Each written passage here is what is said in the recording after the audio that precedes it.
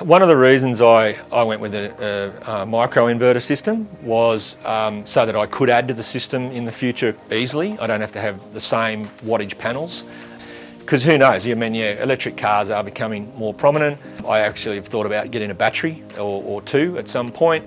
Might not be worthwhile just yet, but certainly during those peak months where I'm producing good power and not using it, it'd be handy to have. And during summer when you can store some power in batteries and use it during the night and not have to draw from the grid. So yeah, definitely I think adding batteries at some point and maybe another row or two of panels if I need it.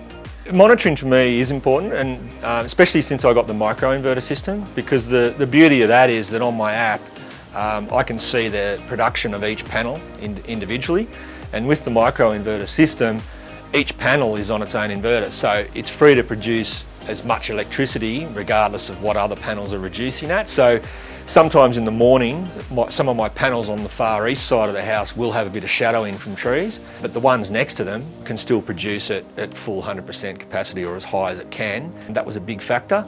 I like the fact that I can monitor it. It makes it easy to see if there is a problem. Like if one panel is not producing, it's easy to identify which panel it is, whereas on a central inverter system, I believe that's not as easy to identify.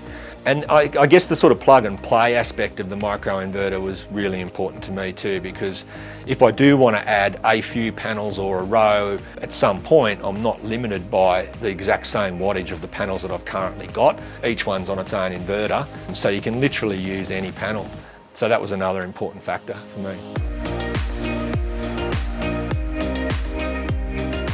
Look, in the end, I think the additional money that it costs for me made sense. It's more future-proof. As I said, it's easier to add to. And in terms of identifying if there's a problem with one panel, it's almost foolproof. So I'm glad I made the decision with the micro-inverters.